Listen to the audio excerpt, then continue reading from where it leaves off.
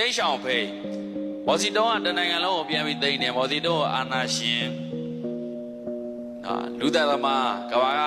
မှတ်ပုံနဲ့ပေးလိုက်တယ်လေဘာပဲပြောထားနောက်တော့တိတ်ဆောင်မေးလက်ထက်ရောက်လာတယ်ခေါင်းဆောင်မှုကိုမျှဝေပြီးခေါင်းဆောင်မယ်ကဏ္ဍရာသာပုံစံဘက်ကိုသွားတာအဲ့ဒါဆိုတော့မျှဝေပြီးတော့ခေါင်းဆောင်မယ်အဲ့ဒီခေါင်းဆောင်တွေက2025ဟာတရုတ်နိုင်ငံ Made in China 2025 2025ဟာတရုတ်ဖုန်းနေဒီမှာတရုတ်ဖုန်းဒီမှာ American brand Apple တရုတ်နိုင်ငံမှာထုတ်တာအခု iPhone 17ရဲ့စာပြီးဈေးတွေအများကြီးမြောက်သွားလိမ့်မယ်တရုတ်မှာမထုတ်နိုင်လို့ပစ္စည်းတွေတော်တော်များများဟာတရုတ်ပြည်မှာထုတ်တရုတ်ပြည်ရထွက်လာ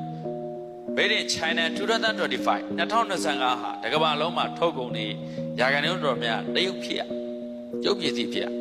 ခုအမေရိကန်ကတရုတ်ထက်အများကြီးသာတယ် GDP မှာထားလိုက်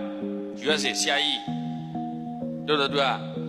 နော်ခုတရုတ်နဲ့ရှင်တဲ့အခါကျတော့တရုတ်တဲ့စီးပွားရေးတော့သာတယ်အခုတရုတ်ကိုကြောတက်ဖို့ကြိုးစားနေတာအိန္ဒိယလူကြီးတန်း1400ကျော်ကြီးကမ္ဘာမှာအများဆုံးဖြစ်သွားပြီတရုတ်ကိုကြောတက်သွားပြီကိုယ်ကွယ်ယုံကြည်မှုပေါင်း1600လောက်ရှိတယ်အိန္ဒိယမှာလူမျိုးပေါင်း850လောက်ရှိတို့နိုင်ငံကြီးဒီမိုကရေစီနိုင်ငံကြီးပဲနေလို့ရတာပဲ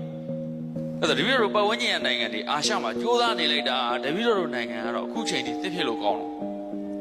ရံဖြစ်လို့ကောင်းတော့